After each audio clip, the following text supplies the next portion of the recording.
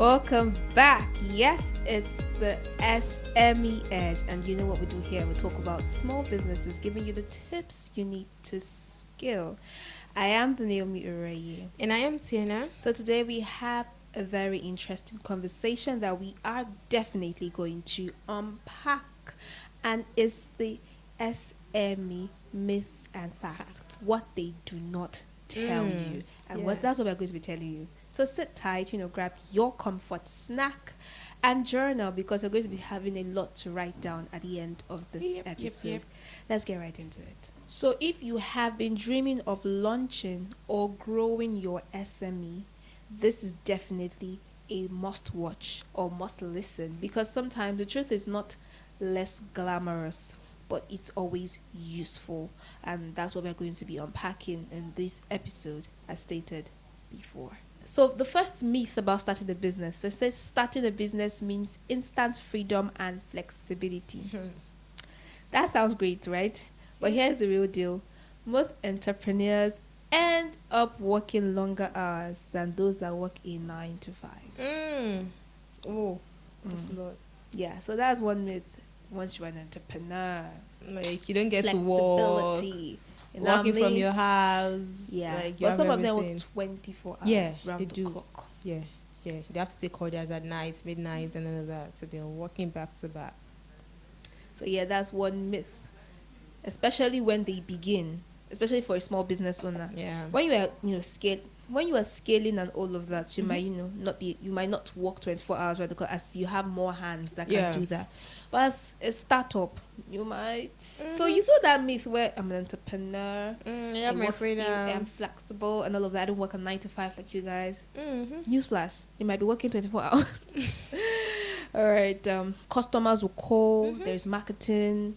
Your site can just start to act crazy. Freedom can come later once you build the right team and systems, not just immediately open the gate of entrepreneurship. Freedom flying everywhere. Freedom. Now, the second myth is if you build it, customers will come. Like, immediately you're building it, customers are just trooping it. Period. Nah. Now, unfortunately, customers don't just magically appear. Yeah, definitely. No, they just appear by magic. Successful businesses, they invest a ton in marketing. Like, you have to invest in marketing. Customer research and relationship building, that's very important for me. Relationship building through your customer service, and even understanding your audience and staying visible is a full-time effort, and it's ever evolving. You have to build relationships as your time is. Not like you open your business and your customers are coming. Yeah, that's what most entrepreneurs think. That's why everybody wants to be quote unquote an I think customers, they entrepreneur. want to buy what you're selling. So once I start a business, I'll just have to start selling. But especially maybe you have people like you have family or friends. Maybe they're not coming to buy from you because they're not your, you said it before, they're not your audience. Your family and friends are not your audience. I feel like starting a business one-on-one, cross out your family, cross out your friends. Cross out your family, cross out your friends. So it will help your heart. It will help your heart because they might not buy from you. Yeah, so it's not something you open and then boom, customers are coming. You have to do your marketing, thorough marketing. Either of the platforms you're using, maybe you're doing your physical marketing, you're using the digital marketing, your market research and relationship building, like we emphasize on in all of our episodes. Relationship is key. It's very, very important. Relationship is a currency, right? Definitely. It can buy you a lot. You get referrals, and then boom, you're already there where you want. So that's like a myth. So if you're thinking that once you open your market, customers are coming, cross it. You need to do the work. Yeah, you need to do all of the work. You need to do research a lot. You need to do marketing very, very lot.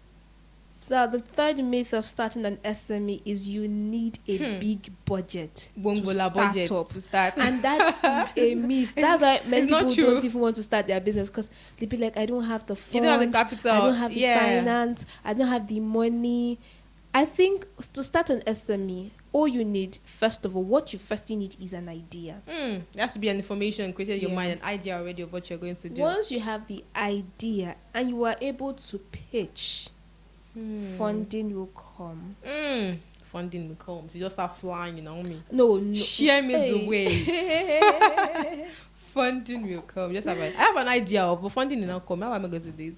Funding will come. You don't need a big budget, as we said earlier. You don't need all the millions. It has to just be a minute budget, right? Yes, you can start the business. I mean, I have a friend at school. She wanted to start sunglasses business. Wow.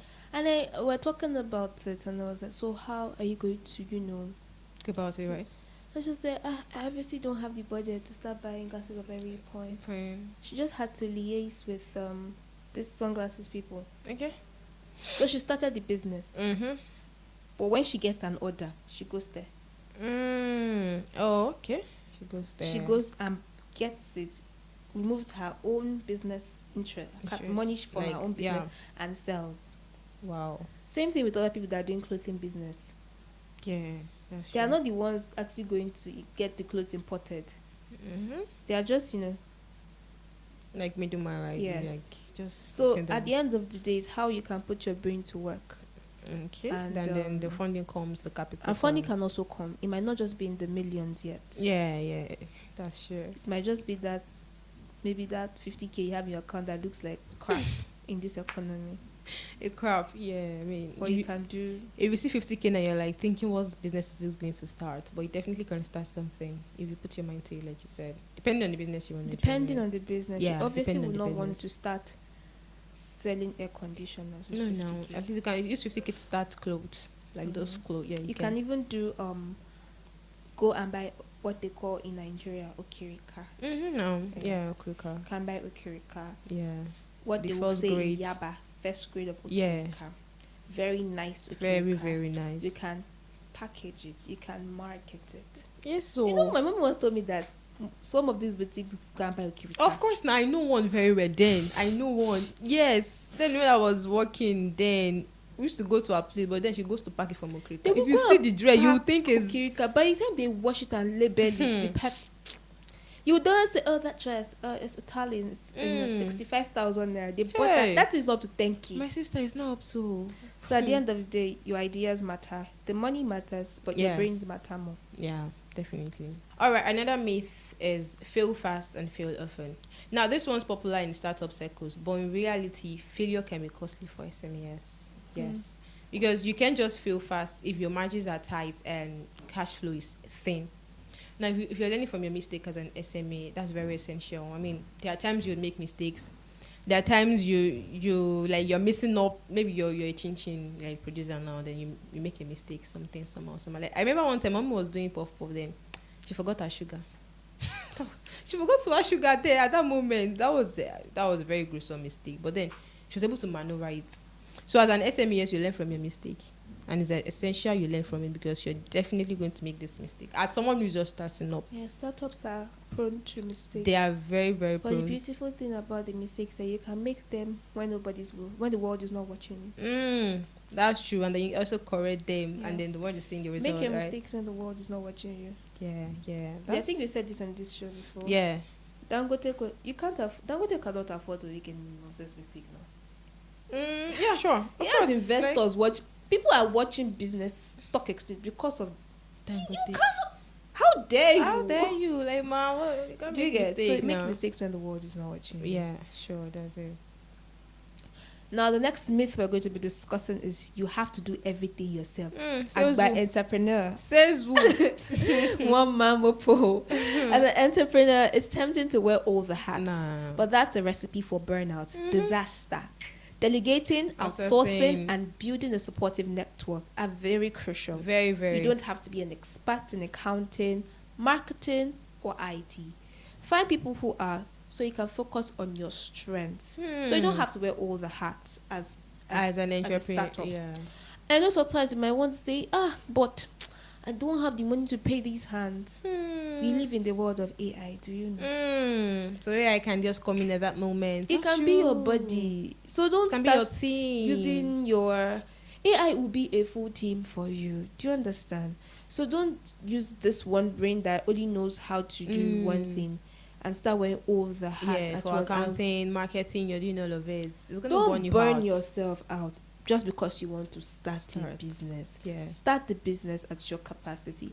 We are not saying that there's no room for growth or there's no room for improvement. But don't do that at the detriment of your body. Because if your body is out, there's no business again, now. Who's doing the business? Maybe it's your spirit and soul. Okay. All right, so what's the takeaway here on the show is that running an SME is messy is challenging and often unpredictable. That's true, because what you're envisaging is not what you see. You might be seeing that it's smooth, like, oh no, but then when you get into it, you will know, like those ones who are already there at the front, you will know what they have passed through. So it's often challenging and often messy.